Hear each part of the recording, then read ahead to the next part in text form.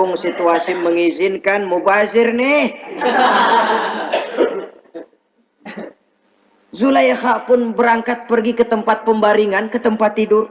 Lalu dengan pose yang merangsang, aduhai, melambai-lambaikan tangannya, hai tanak, Yusuf sini, Yusuf kemari. Nabi Yusuf dipelihara oleh Allah. Ketika Nabi Yusuf tetap menampakkan keengganannya, Zulaikha jadi berang. Ya namanya istri pembesar ditolak oleh anak muda yang menurut penilaian dia nggak ada apa-apanya. Lu kan kecemplung di sumur, gua pungutin. Cuma sekedar segini aja nggak mau nurutin, kebangetan amat. Assalamualaikum warahmatullahi wabarakatuh. Waalaikumsalam warahmatullahi wabarakatuh. Bismillahirrahmanirrahim. Alhamdulillahi rabbil alamin. Wassalatu wassalamu ala ashrafil anbiya'i wal mursalin, imamil muttaqin, sayyidil ghurril muhajjalin, sayyidina wa maulana Muhammadin wa ala alihi wa ashabihil mujahidin at-tahirin limin rahimakumullah. Kejadian dan keberadaan kita dalam kehidupan di dunia ini merupakan kejadian dan keberadaan yang terima jadi atau terima beres. Artinya tidak seorang pun di antara kita yang dahulunya pernah mesen untuk punya potongan seperti yang sekarang ini, punya warna kulit seperti yang sekarang ini, punya bahasa seperti yang sekarang ini. Seluruhnya kita terima jadi. Oleh karena kita terima jadi, maka Allah tidak menilai manusia dari rupa dan potongannya, tidak juga dari harta bendanya. Bersabda Nabi kita, innallaha la yanzuru ila suwarikum wa amwalikum, walakin yanzuru ila qulubikum wa a'malikum. Sesungguhnya Allah Subhanahu wa ta'ala tidak melihat potonganmu, tidak melihat harta bendamu, tetapi yang dilihat dan dinilai oleh Allah Subhanahu wa ta'ala tidak lain adalah hati dan amal perbuatanmu. Kenapa rupa paras yang cantik tidak dijadikan penilaian utama oleh agama? Pertama, karena yang namanya cantik adalah relatif. Tergantung siapa yang memandang. Yang menurut saya cantik, menurut saudara belum tentu cantik. Dan yang menurut saudara cantik, menurut saya mungkin jelek, enggak ketulungan. Oleh karenanya, di kalangan para ahli cinta ada perbedaan pendapat. Sebenarnya cantik yang bikin orang jatuh cinta, atau cinta yang menyebabkan orang jadi cantik. Dua-duanya bisa saja terjadi. Mungkin karena cantik orang lalu jatuh cinta, mungkin sudah kadong cinta biar gempor cantik juga. Tapi yang jelas cantik adalah relatif. Yang kedua, cantik itu temporer, berubah oleh pergeseran masa dan pertukaran waktu. Tidak ada orang makin ke ujung makin cantik. Sekarang dia sedang sweet 17-an. Umur 17-an, of course cantik bukan alang kepala. Seluruh yang ada dalam dirinya menjadi syair di kalangan para remaja. Rambutnya katanya ikal berderai, pipinya bak pauh dilayang, lalu janggutnya katanya macam lebah bergantung, alisnya macam semut beriring. Kalau dia senyum orang pada lemes. Itu sekarang 2, 30, 40 tahun yang akan datang, kalau dia senyum mungkin orang lari semua. Cantik itu temporer. Dan yang ketiga, di atas langit masih ada langit lagi. Di atas yang kita anggap cantik, rupanya masih ada yang lebih cantik lagi. Oleh karena itu, penilaian inti dari agama bukan soal potongan, bukan soal harta benda, tapi hati dan amal perbuatan. Alangkah lebih idealnya lagi kalau hati yang baik dan perbuatan yang baik berada pada rupa yang elok juga. Inilah yang dinamakan kecantikan zahir dan batin. Dan ini yang dimiliki oleh Nabi Allah Yusuf alaihi salam yang akan kita bicarakan pada pertemuan kita kali ini. Pantas kalau pada saat kita berdiri di muka cermin, disunahkan kita membaca doa seperti yang diajarkan Nabi, Allahumma kama hassanta khalqi fahassin khuluqi. Ya Allah, sebagaimana telah engkau baguskan rupaku, baguskan juga kiranya akhlak dan budi pekertiku. Supaya kecantikan zahir diiringi dengan kecantikan batin. So apa gunanya zahir yang cantik kalau batinnya berbahaya? Itu yang orang bilang, apa guna katanya berkain batik kalau tidak dengan kebaya? Apa guna berparas cantik kalau melulu bawa bahaya? Saudara-saudara yang saya hormati, Nabi Yusuf alaihi salam diberikan oleh Allah ketampanan zahir dan batin. Artinya zahirnya beliau memang tampan, batinnya pun memang beliau adalah baik. Dan inilah kebaikan yang berlipat ganda. Kadang-kadang ada orang yang tampangnya sederhana saja, tapi batinnya baik. Itu lebih baik ketimbang yang zahir dan penampilannya baik, tapi batinnya rusak. Maka kebaikan yang dianugerahkan Allah dalam kehidupan ini sesungguhnya bukan untuk to show only. Bukan cuma untuk sekedar dipamerkan, jadi kebanggaan. Macam kontes ratu-ratuan yang manfaatnya hampir tidak ada. Kecantikan untuk disyukuri. Kecantikan untuk digunakan kepada hal-hal yang bermanfaat sesuai dengan perintah dari yang memberikan kecantikan itu. Saudara-saudara yang saya hormati, Nabi Yusuf alaihi salam seorang nabi yang oleh Allah diberikan kecantikan zahir dan juga kecantikan batin. Beliau adalah putra dari Nabi Yakub, dari Nabi Ishak, dan dari Nabi Ibrahim alaihi salam. Artinya, ayah beliau bernama Nabi Yakub, kakeknya adalah Nabi Ishak, dan datuknya adalah Nabi Ibrahim alaihi salam. Ia bersaudara sebanyak 11 orang. Dari orang saudaranya ini hanya satu yang seibu sebapak, yaitu Benyamin. Sedangkan yang lain adalah saudara dari lain ibu. Nah, sejak kecil Nabi Yusuf ini sudah memperlihatkan tanda-tanda bahwa di kelak kemudian hari dia akan tumbuh menjadi seorang besar. Sebab itu wajar kalau ayahnya memberikan perlakuan yang agak istimewa kepada Nabi Yusuf. Dan ini tentu memancing sifat iri dari saudara-saudaranya yang lain. Apalagi pada satu malam Nabi Yusuf di kala remaja itu pernah mimpi. Mimpi ini beliau ceritakan kepada ayahnya. Kata beliau, "Ya abati, inni ra'aitu ahada asyara kawkaba wasyamsa wal qamara ra'aituhum li sajidin." Jadi satu hari Nabi Yusuf cerita kepada ayahnya, "Ayah, saya mimpi." Mimpi apa Yusuf? "Saya melihat dalam tidur saya ada 11 bintang, lalu matahari dan bulan. Saya lihat seluruhnya sujud kepada saya." Ayahnya mendengar mimpi ini, mengerti takwil.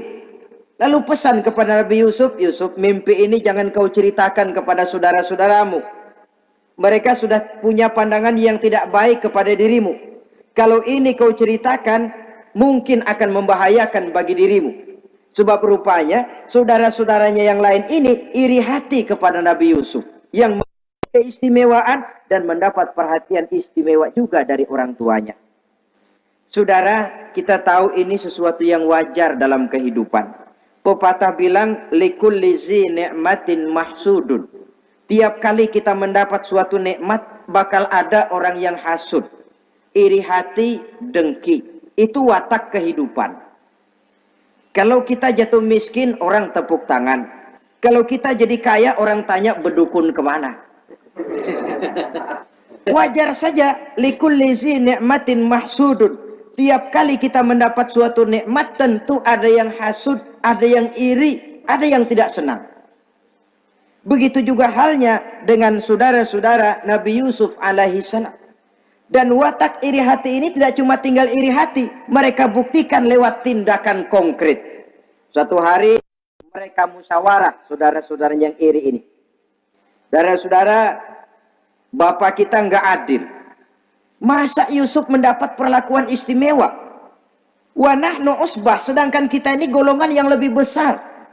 Dari 12 orang anaknya, masa cuma satu Yusuf yang mendapat perlakuan lebih istimewa?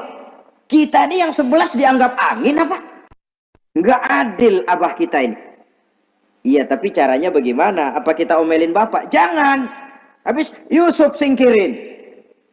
Kalau Yusuf nggak ada, kan anaknya tinggal kita. Praktis perhatiannya seluruhnya akan tercurah kepada kita.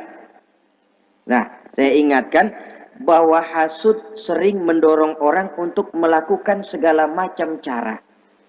Artinya orang itu kalau sudah dibakar sifat dengki, iri hati, dia rela melakukan apa saja. Pertama, agar nikmat yang ada pada diri orang lain hilang. Yang kedua, supaya nikmat itu pindah kepada dirinya. Andai kata tidak pindah kepada dirinya, ya hilang sajalah, jangan orang lain yang dapat nikmat. Ini watak hasud. Ingin nikmat orang lain pindah kepada dirinya, atau hilang walaupun tidak pindah kepada dirinya, tapi yang bersangkutan tidak lagi mendapat nikmat. Untuk itu segala macam cara akan dilaksanakan. Ini dicontohkan dari usaha yang dilaksanakan oleh saudara-saudara Nabi Yusuf alaihi salam. Oke, setuju, kita singkirkan Yusuf. Tapi caranya bagaimana? Gampang. Bunuh saja. Kalau bunuh sih rasa-rasanya tidak sampai hati. Membunuh Yusuf. Lalu bagaimana? Kita kucilkan saja dia. Kita asingkan dari sini, kita buang jauh-jauh supaya dia tidak ada lagi kelihatan dalam pandangan Abah. Kalau dia sudah tidak ada dalam pandangan Abah, yang dilihat cuma kita, dan seluruh kasih sayangnya akan tercurah kepada kita semua. Nah, setujulah kalau itu. Caranya nanti kita atur belakangan. Jadi satu hari permisilah saudara-saudaranya ini kepada Nabi Yakub. Abah, kami permisi mau pergi main-main dan Yusuf akan kami ajak. Kata Nabi Yakub, saya khawatir. Nabi Yakub sudah melihat gelagat yang tidak baik, sudah ada semacam firasat. Saya khawatir kalau Yusuf kau bawa, nanti dia akan kena celaka atau dimakan oleh serigala, sedangkan kamu nanti akan lalai. Kata anak-anak yang lain, percaya dah Pak, saya akan jaga. Saya kan saudaranya, masa tega membiarkan Yusuf celaka atau dimakan serigala. Pokoknya aman, sip dah.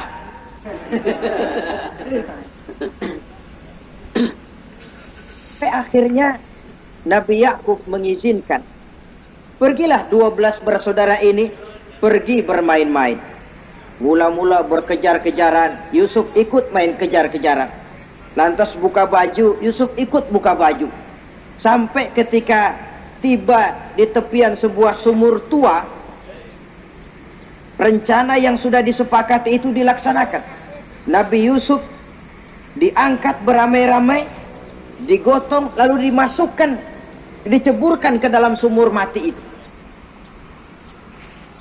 Kemudian baju Nabi Yusuf itu mereka basahi dengan darah kambing. Setelah itu mereka pun pulang menemui Nabi Yakub alaihi salam dengan rasa sedih yang dibikin-bikin. Ini penyakit hasud.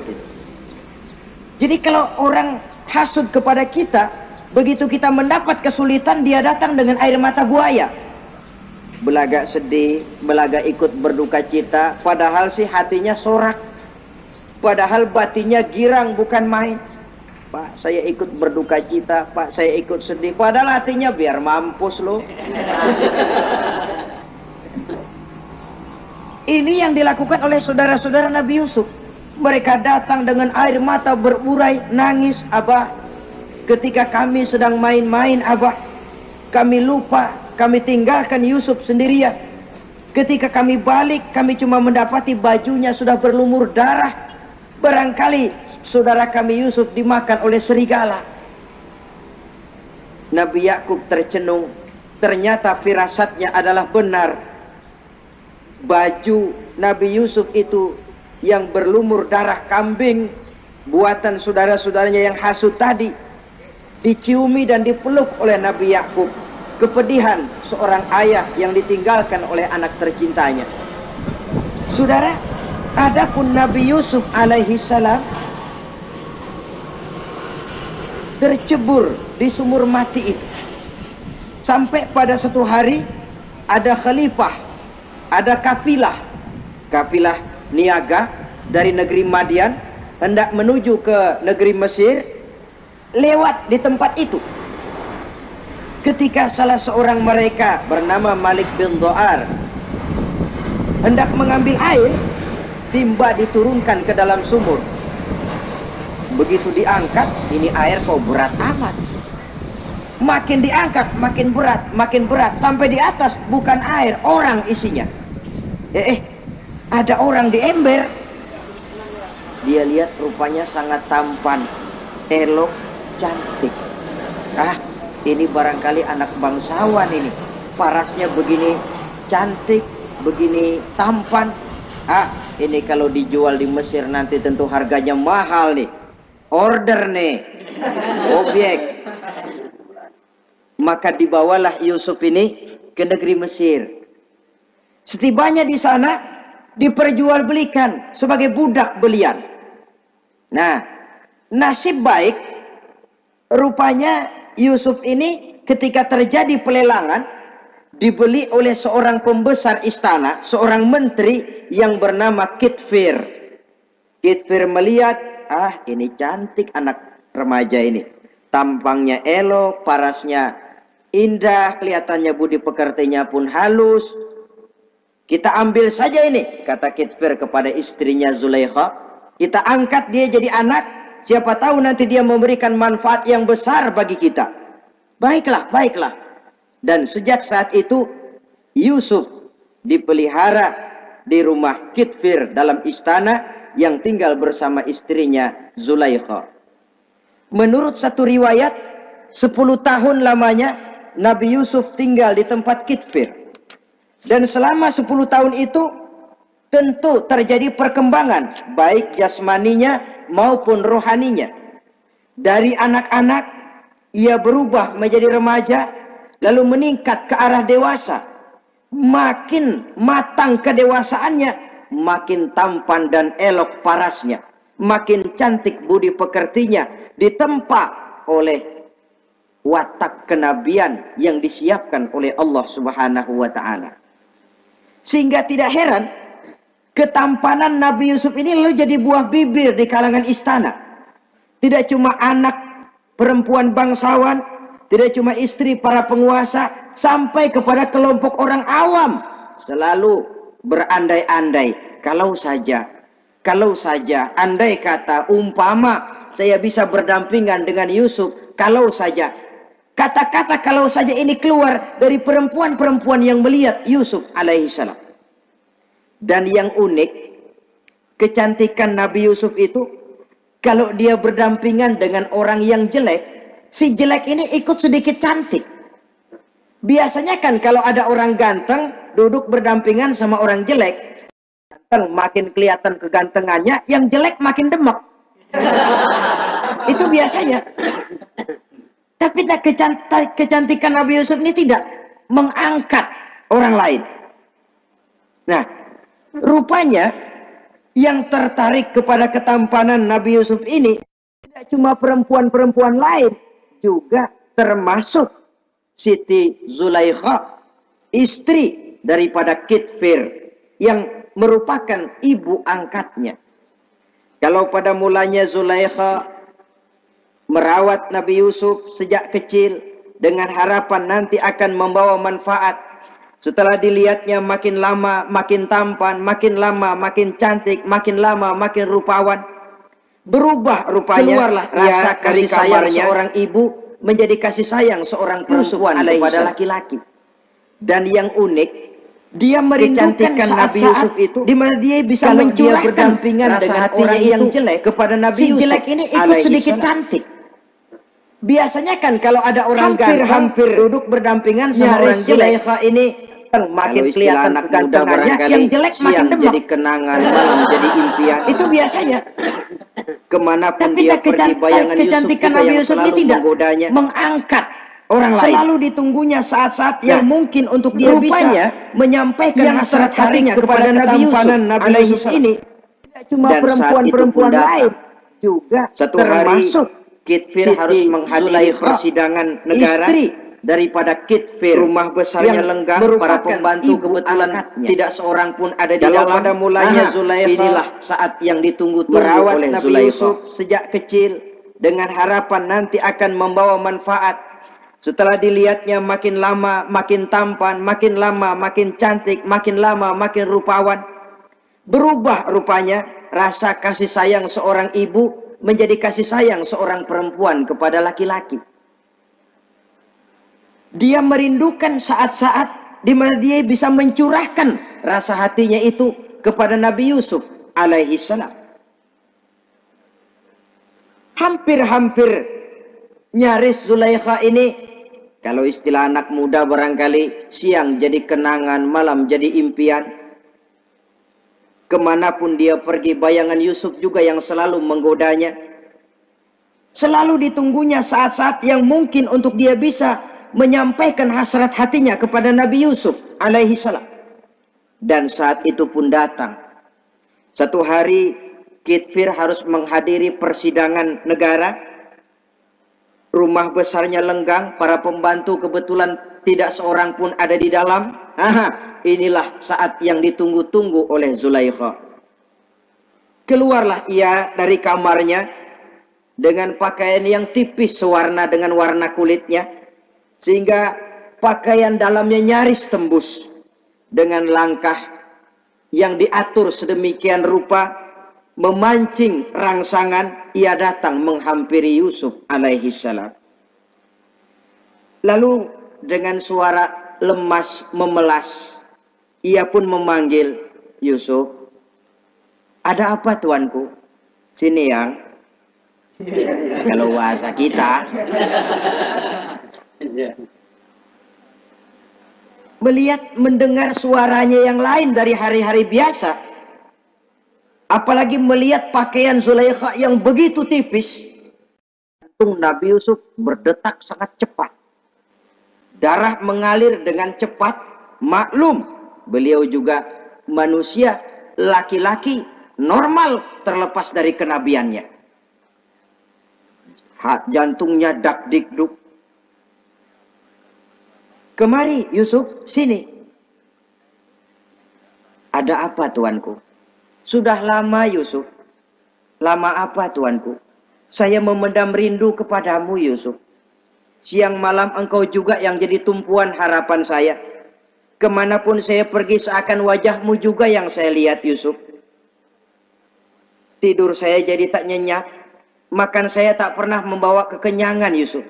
Tidur yang biasanya mendatangkan semangat seolah semuanya pergi meninggalkan saya Yusuf.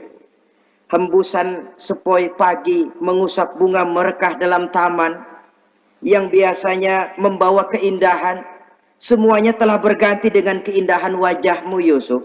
Sinilah sebentar, penuhi hasrat hati saya. Saya segan tuanku. Segan kenapa Yusuf? Saya tidak mau mengkhianati Tuhan saya yang telah berbuat baik kepada saya. Apakah saya juga tidak pernah berbuat baik kepadamu? Benar, Tuhan juga berbuat baik kepada saya. Tapi pantang saya mengkhianati majikan saya. Yusuf, sekarang kesempatan yang baik. Kitfir, suami saya, sedang menghadiri persidangan penting di negara, di istana, dan rasanya akan lama dia baru kembali. Sementara para pembantu kita tidak ada di sini. Saya malu tuanku, saya segan. Malu kepada siapa? Tidak ada yang tahu, tidak ada yang lihat. Allah. Saya takut, saya malu kepada Allah tuanku. Padahal kalau menurut ukuran hati, Quran menjelaskan walaqad hammat bihi wa hamma biha. Sebenarnya Zulaikha cinta kepada Yusuf, Yusuf pun senang kepada Zulaikha. Iblis sibuk bukan main memasang jerat pasang besi berani biar pada nyetrum.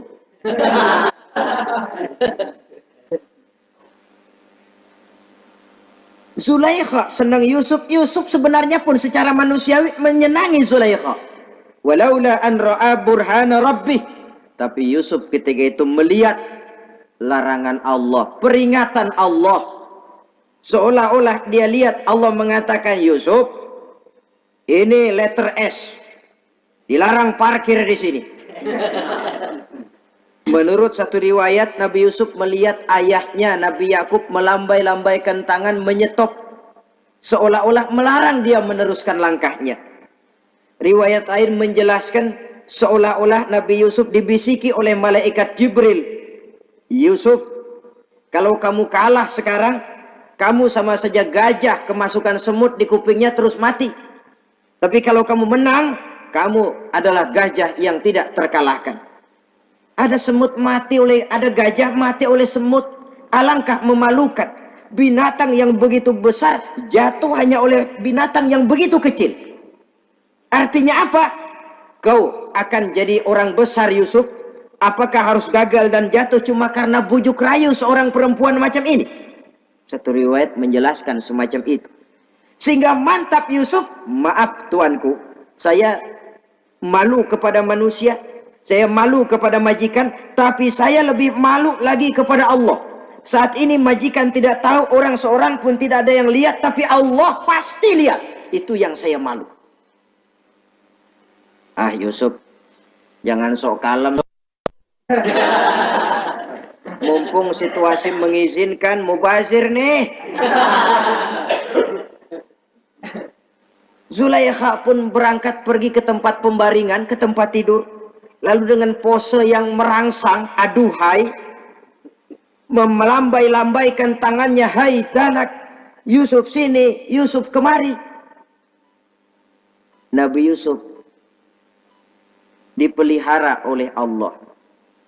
Ketika Nabi Yusuf tetap menampakkan keengganannya, Zulaikha jadi berang. Ya namanya istri pembesar ditolak oleh anak muda yang menurut penilaian dia nggak ada apa-apanya. Lu kan kecemplung di sumur, gua pungutin. Cuma sekedar segini aja nggak mau nurutin, kebangetan amat. Bukan Zulaikha kalau nggak nekat. Dia bangun dari pembaringannya, gemes, dia hampiri Yusuf. Kalau cara kita diunyeng Yusuf itu. Dipaksa Nabi Yusuf berlari ke arah pintu, ditarik bajunya dari belakang oleh Zulaikha, sobek belakang bajunya ini. Begitu baju sobek, pintu terbuka, Kitfir suami Zulaikha datang. Orang Arab bilang yumsak mablul, ketangkep basah. Ketangkep basah. Merah padam muka Zulaikha, sementara Kitfir pun matanya merah. Tapi Nabi Yusuf tenang-tenang saja. Ya wong nggak salah. Tenang-tenang saja Nabi Yusuf. Bukan tenang karena pengalaman. Tenang karena memang tidak berbuat yang negatif. Kadang-kadang ada juga yang tenang tapi pengalaman. Oh buaya itu. Sudah ketahuan kepentok, ketangkep hansip, anteng aja. Itu bukan nggak salah, badak. Nabi Yusuf tenang karena memang tidak berbuat salah apapun. Nabi Yusuf tenang karena yakin dirinya benar. Sehingga mantap menghadapi kedatangan Kitfir yang sangat tiba-tiba itu. Adapun Zulaikha ketika melihat suaminya berdiri di muka pintu, cepat-cepat dia berubah siasat. Inilah salah satu kelihayan makhluk bernama perempuan. Dia pandai bersalin rupa, dia pandai bermain minyak di atas air. Melihat suaminya datang, roman mukanya pun menjadi sedih. Air mata berurai membasahi pipi. Papa, katanya. Apa balasan bagi orang yang mau menistakan istri papa? Maksudmu apa, Zulaikha? Yusuf gile. Dia mencari kesempatan dalam kesempitan. Dia mau menodai kehormatan saya. Dia hendak memperkosa saya. Kata Nabi Yusuf, bukan saya, Tuan. Saya enggak. Yang benar Yusuf, enggak. Zulaikha yang memaksa saya. Betul Zulaikha. Tidak, Yusuf yang memaksa saya. Sampai akhirnya salah seorang dari isi rumah itu memberikan jalan keluar. Tuan Kitfir, begini saja. Sulit memang untuk dilacak kebenarannya. Cuma periksa saja baju Yusuf. Kalau bajunya sobek di belakang, Yusuf benar, Zulaikha salah. Kalau baju Yusuf sobeknya di depan, Zulaikha yang benar, Yusuf yang salah. Nah, apa artinya itu? Kalau bajunya sobek di belakang kan artinya Yusuf kabur, ditarik dari belakang. Tapi kalau bajunya sobek di depan, itu artinya Zulaikha nyakar-nyakarin baju Yusuf dari depan. Lihat saja, pokoknya kalau bajunya sobek di belakang, Yusuf benar, Zulaikha salah. Kalau baju Yusuf sobek di depan, Yusuf salah, Zulaikha benar. Ketika diperiksa, dicek bajunya, betul sobek di belakang. Artinya Yusuf benar, Zulaikha yang salah. Kata Kitfir, Zulaikha, jelas sudah bagaimana kejadian yang sebenarnya. Oleh karena itu, bertaubatlah kamu kepada Allah. Dan kau Yusuf, jangan ceritakan peristiwa aib ini kepada siapapun. Untuk menjaga nama baik kita bersama. Baik Tuan. Saudara-saudara kaum muslimin yang saya hormati. Tapi ya bagaimana? Serapi-rapinya menyimpan barang busuk, toh akhirnya tercium juga. Gosip ini akhirnya tersiar di mana-mana, terutama di kalangan para pembesar. Sehingga kalau kumpul para istri pejabat, Zulaikha jadi bahan gunjingan. Kan main bini menteri demen sama budaknya. Nggak salah apa tuh? Jadi bahan ejekan. Ya sebab tentu ukuran mereka yang belum pernah ngelihat Yusuf, kalau duren ketemu duren dong. Masa duren ketemu ketimun ya bonyok. Artinya nggak seimbang. Masa istri bangsawan tergila-gila sama anak angkatnya, sama budak beliannya, nggak masuk rasio itu. Zulaikha dengar berita macam itu.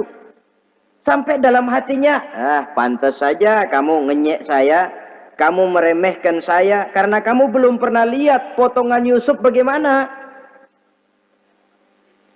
Akhirnya dalam hati Siti Zulaikha ini timbul semacam dendam. Suatu saat gua kerjain lo. Caranya gimana? Satu hari para istri bangsawan ini diundang ke tempat Siti Zulaikha. Duduk di satu ruangan luas. Setelah duduk dihidangkan makanan. Makanannya aneh. Cuma buah sama pisau.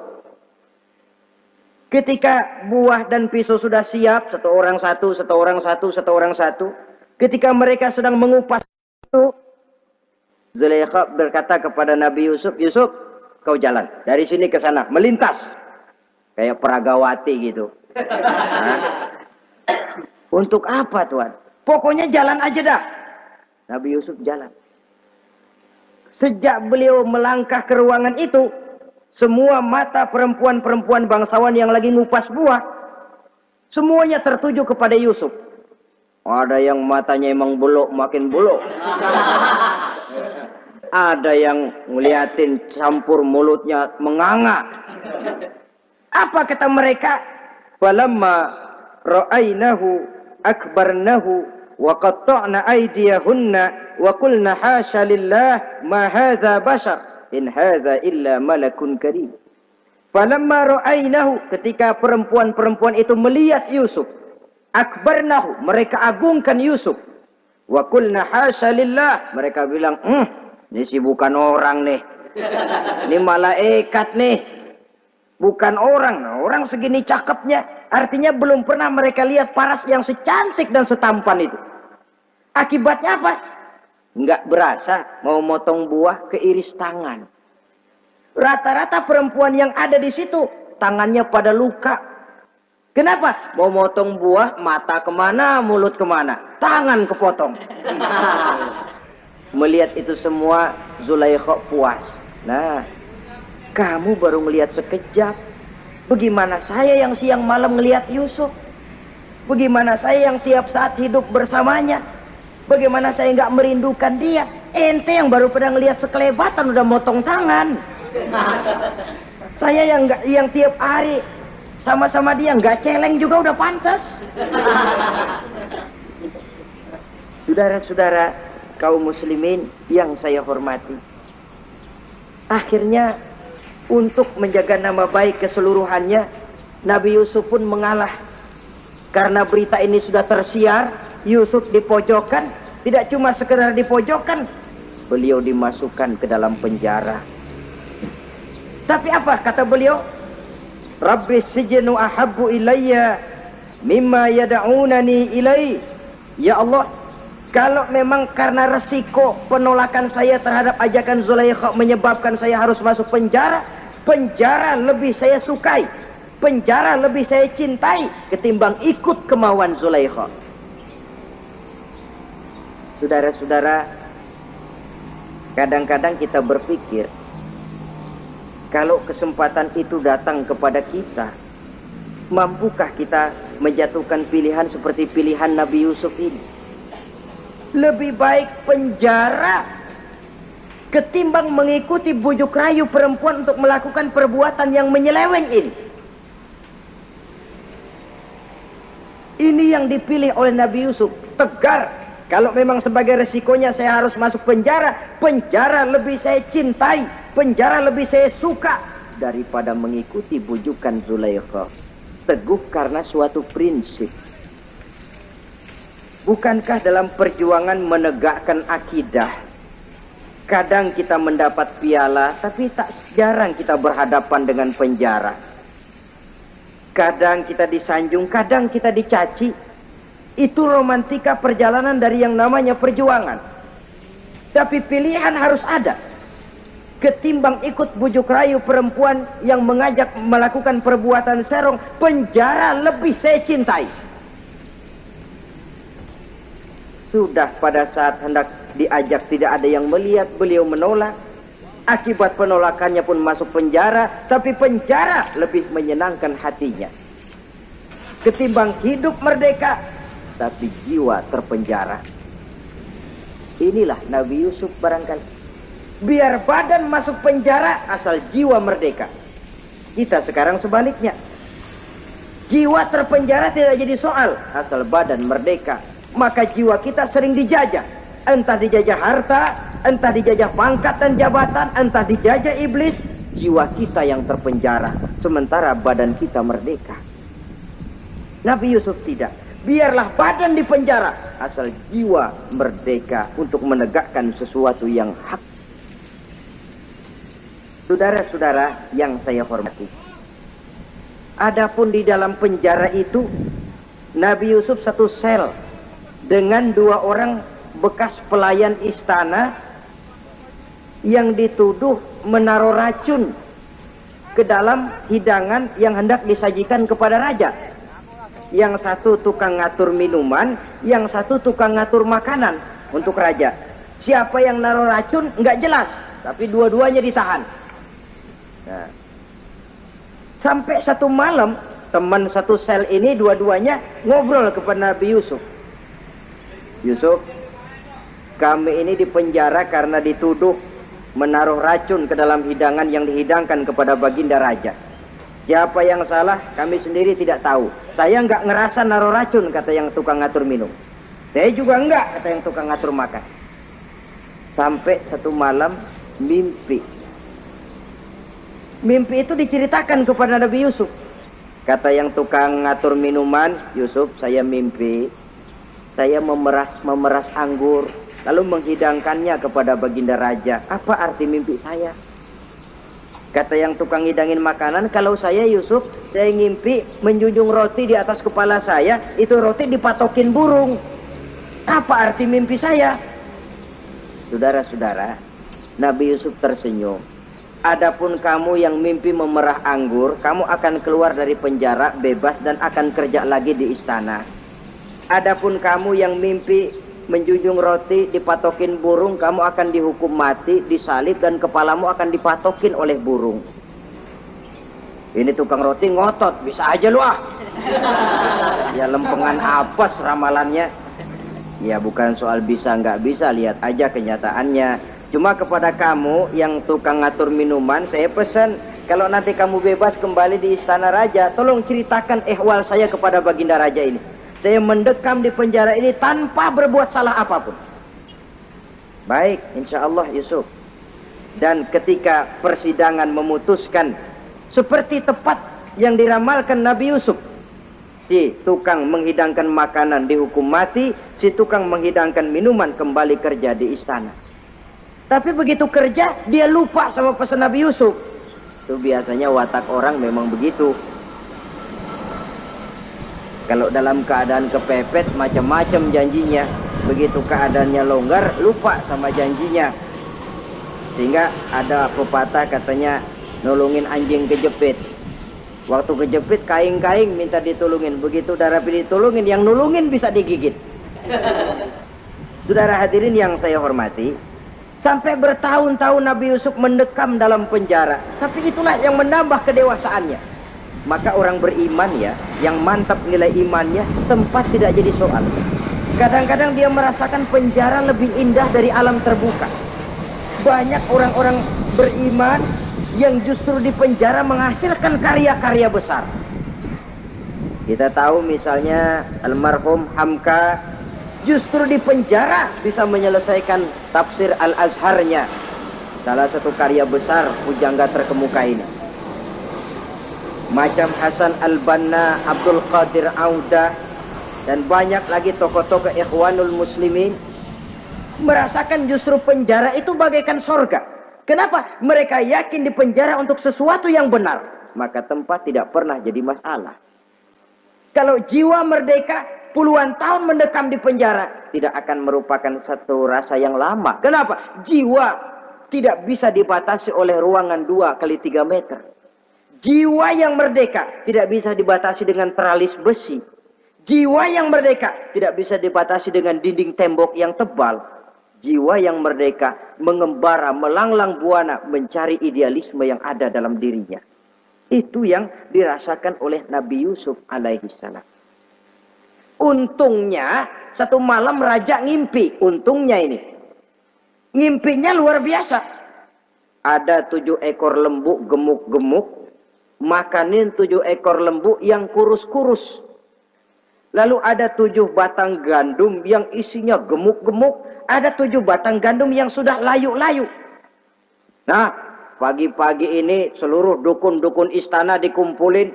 Para ahli nujum apel menghadap baginda raja.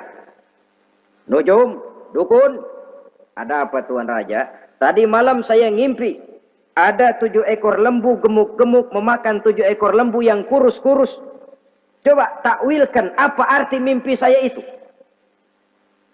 Dukun kata, baru tumben nih, aku dengar mimpi begini. Kata Nujum ditanya Nujum godek. Ah, Tuan Raja itu mah kembang tidur aja kali ah. Tidak seorang pun yang mampu mentakwilkan arti mimpi baginda. Sampai tukang minuman dengar lapor. Tuan Raja, ada apa, Mas?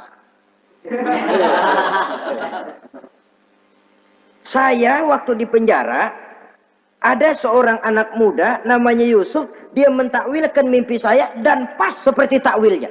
Ah, panggil Yusuf. Dipanggil Yusuf. Dibukain pintu penjara, masuk tukang anggur, tukang minuman ini. Yusuf, ente, iya. Kemana aja? Itu dia Yusuf, kelupaan. Iya, kalau kelupaan sehari 2 hari barangkali bisa ditolerir. Kelupaan bisa tahunan.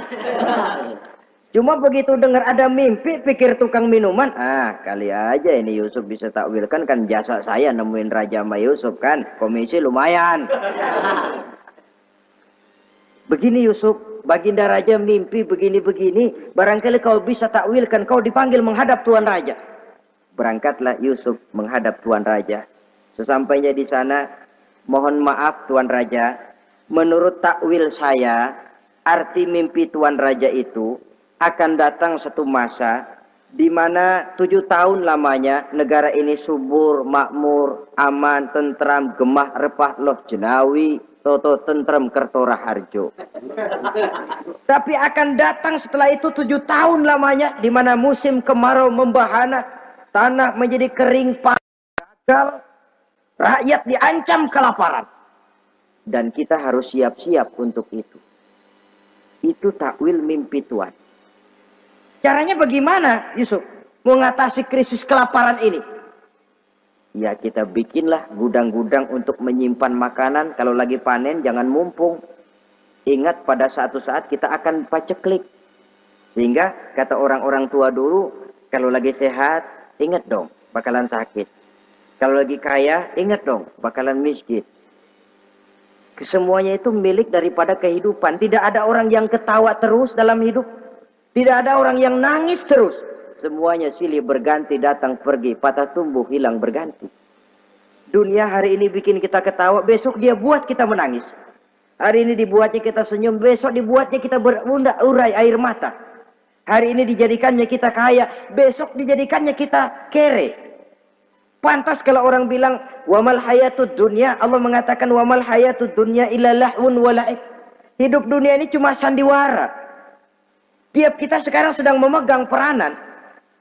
Ketika memegang peranan, ya jadi orang kaya peranan, jadi kiai peranan, jadi jenderal peranan. Sama saja dengan wayang golek. Gatot Kaca yang bertulang kawat berotot baja, punya ajian beraja musti, gagah perkasa, bisa terbang di angkasa.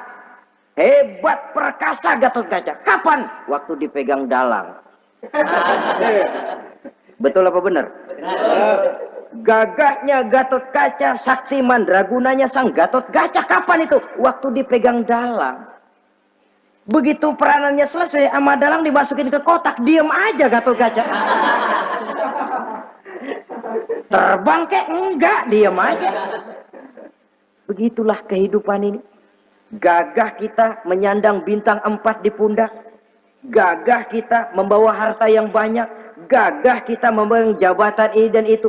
Waktu oleh sang sutradara dimasukkan ke dalam lubang yang luasnya tidak lebih 1 kali 2 meter. Enggak bekutik. Enggak ada yang lawan. Jenderal yang berbintang 4 dilonjorin, dia yang lihat anteng aja. Habis peranan sudah sampai di situ. So itu wajar. Kata Nabi Yusuf, kalau lagi panen, ingat pada suatu saat kita akan paceklik. Jangan giliran panen, panen besar di daerah-daerah kita lihat sudah panen pesta pora. Bukan bersyukur kepada Allah, tapi kegembiraan itu diwujudkan dalam bentuk lain. Tontonan yang membuat lupa diri, bermabuk-mabukan. Sehingga kadang-kadang kalau di daerah itu katanya kalau musim panen, musim kawin. Musim paceklik, musim cerai. Saudara-saudara kaum muslimin yang saya hormati. Karena itu dalam satu hadis Nabi ingatkan, ta'arraf ilallah firraha ya'rifka fisyiddah. Ingatlah kepada Allah di waktu kamu senang, supaya Allah ingat kepadamu waktu kamu susah. Kalau waktu senang kita lupa kepada Allah, ya wajar. Kalau waktu susah Allah juga lupain kita. Dalam terjemahannya dengan kehidupan beragama, wa man a'rada an zikri fa inna lahu ma'isyatan dhanka wa nahsyuruhu yaumal qiyamati a'ma. Siapa yang berpaling daripada peringatanku, kata Allah, aku akan berikan dia penghidupan dan kehidupan yang sempit. Sempit itu apa lalu tidak punya duit? Punya duit. Apa tidak punya harta? Banyak harta. Tapi banyaknya harta, tumpukan duit tidak membuat hatinya makin luas. Tidak membuat hidupnya makin lapang. Sempit, sempit, dan sempit. Itu azab. Yang paling celaka, wa nahsyuruhu yaumal qiyamati a'ma. Di akhirat kami kumpulkan dia bersama orang-orang buta. Allahu Akbar. Di padang mahsyar, dikala orang sibuk, pusing dengan urusan masing-masing, buta lagi. Yang nggak buta aja pusing. Mereka teriak-teriak, qala rabbi lima hasyartani a'ma wa qad kuntu basira. Ya Allah, kenapa kami buta padahal waktu di dunia kami melihat? Allah jawabnya enak aja, kadzalika atatka ayatuna fanasitaha wa kadzalika al-yauma tunsa. Rasain dulu. Dulu waktu di dunia datang peringatanku pada Belaga Pilon, kamu lupakan, sekarang juga pantas kamu dilupakan. Waktu susah kamu lupa, waktu senang kamu lupa Allah. Waktu susah juga pantas kamu dilupakan Allah. Waktu di dunia kau berpaling dari peringatan Allah. Kalau sekarang Allah berpaling kepadamu juga adil. Walaupun kalau Allah mau tidak berpaling juga adil. Sebab Allah itu mutlak. Tidak ada yang membatasi apa yang dimaui oleh Allah. Saudara-saudara kaum muslimin, itu pesan Nabi Yusuf. Bikin gudang yang besar, simpan bahan makanan untuk persediaan musim kemarau. Kalau begitu sekalian aja deh Yusuf. Sekalian bagaimana Tuan Raja?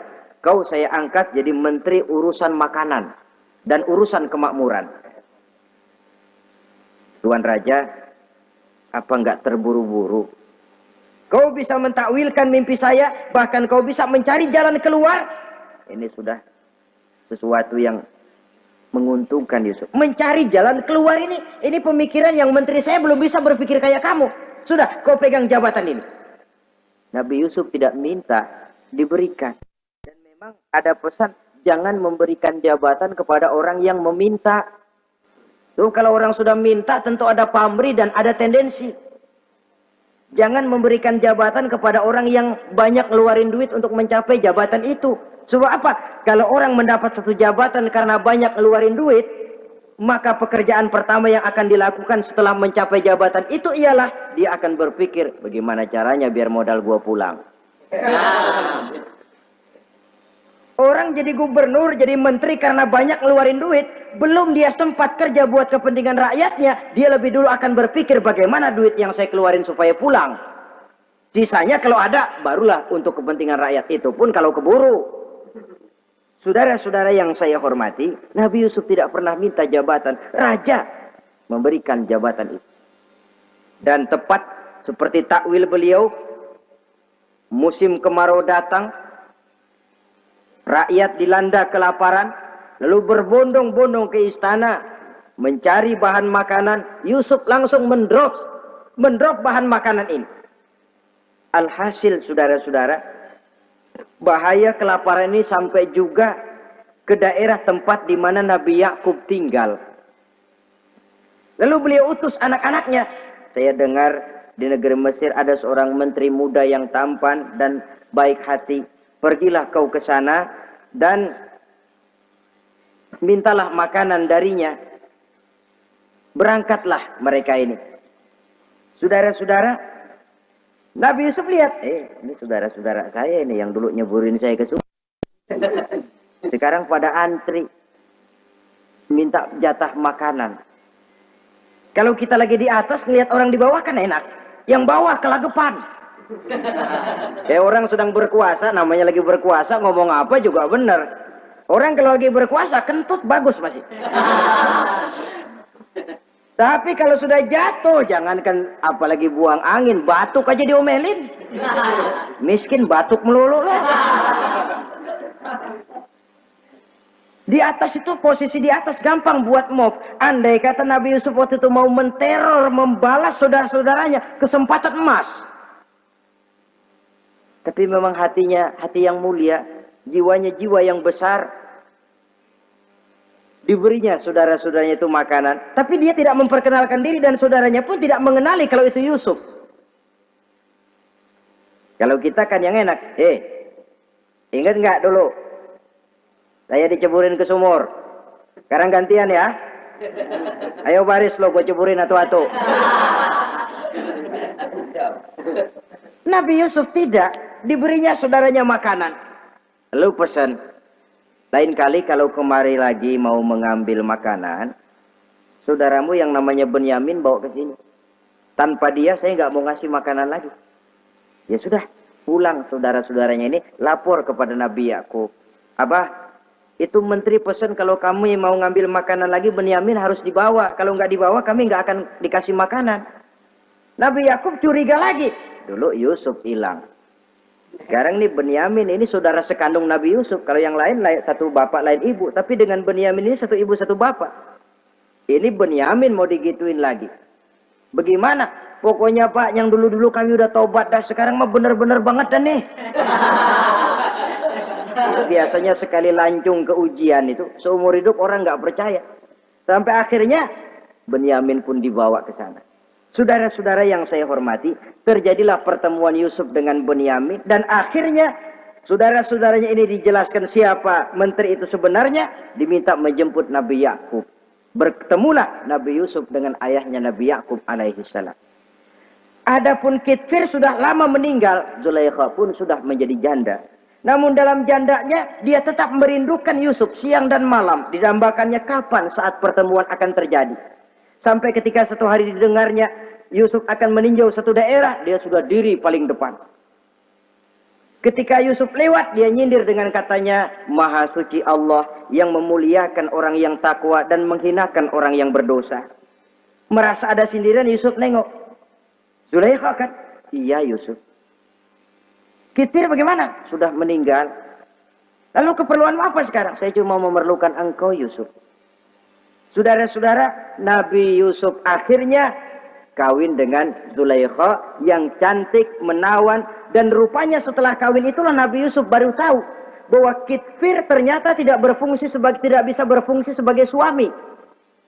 Dengan kata lain, puluhan tahun Zulaikha kawin dengan Kitfir tetap perawan. Utuh. Awet. Rupanya Kitfir liwat terus dan numpang liwat, nggak pernah mampir. Dan sejak saat itu berbahagialah Nabi Yusuf dengan Siti Zulaikha. Kita ambil hikmah dari riwayat singkat ini. Pertama, kecantikan zohir lebih penting, kecantikan batin lebih penting dari kecantikan zohir. Alangkah lebih baik lagi kalau kecantikan zohir itu berpadu dengan kecantikan batin. Karena dalam pandangan Islam, Allah tidak menilai manusia dari rupa dan harta, tetapi dari hati dan amal perbuatan. Yang kedua, bahwa ujian dan cobaan yang diterima Nabi Yusuf, tetapi dihadapi dengan ketabahan, pada akhirnya menghasilkan kebahagiaan. Kebahagiaan dunia dan kebahagiaan akhirat. Inilah saja pertemuan yang singkat ini. Mudah-mudahan ada manfaatnya. Terima kasih atas segala perhatian. Mohon maaf atas segala kekurangan. Wassalamualaikum warahmatullahi wabarakatuh. Waalaikumsalam warahmatullahi wabarakatuh.